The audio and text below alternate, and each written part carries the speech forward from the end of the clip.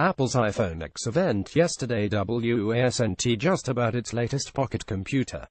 It was also its first opportunity to show off its ambitious new Apple Park spaceship campus to the hundreds of journalists, industry executives and friends of Apple in attendance. More to the point, it was the first keynote Apple held in its new Steve Jobs Theater, named after the late Apple founder, who made these Steve-notes into the sort of mainstream cultural and media events that millions of people would stream live. I was in attendance yesterday and took hundreds of photos. Here's my experience, as told through a few dozen. Approaching Apple Park really does feel more like a real park than an office park, especially on the hill leading up to the Steve Jobs Theater and the grounds surrounding it. The theater is a 20-foot glass cylinder, 165 feet in diameter, with a metallic carbon fiber roof and a wide path completely surrounding it. One thing you see a lot throughout the day: journalists with high-end selfie sticks filming quick videos for the web. Apple was serving its usual pre-keynote breakfast fare of juices and light bites. Part of today's spread: braised bacon with crispy polenta and quail egg, a crispy quinoa and kale cake, and a smoked salmon cracker thing. Hey, it's GigaOM founder Om Malik, now a partner at True Ventures, prolific photographer and occasional blogger and podcaster. He's with Hodinkee founder Ben Clymer, one of the world's authorities on mechanical watches. And there's British humorist, writer, actor and Apple fan Stephen Fry Middle, who was, rather famously, one of the few people to review the iPad before it launched in 2010, in conjunction with a Steve Jobs profile he was writing for Time magazine.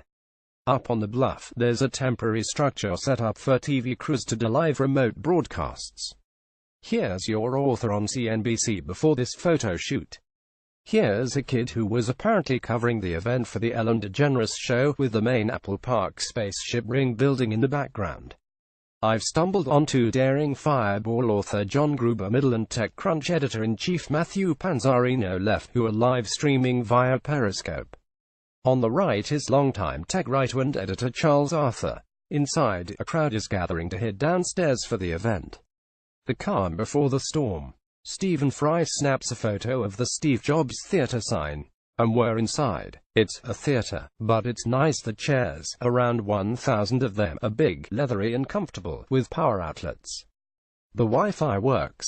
Apple starts the event by asking everyone to close their laptops and turn off their screens for a tribute to Steve Jobs.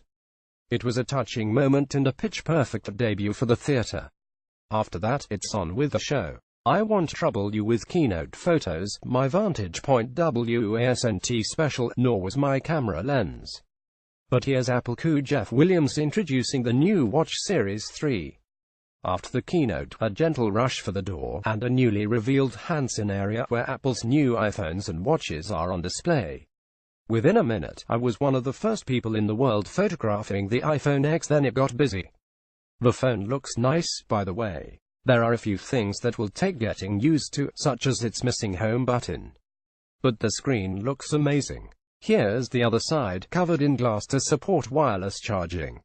Recode Dan from Here's an Apple guy demoing how to set up the new Face ID system that unlocks the phone with a digital scan of your face. The iPhone X is a hot commodity, and there are only a few for handling. Since Steve Jobs' death, Apple's longtime head of product marketing Phil Schiller has become the company's face for introducing new hardware during keynotes, including the iPhone X. Here, Schiller sizes up the scene with Apple.com's executive Trudy Muller.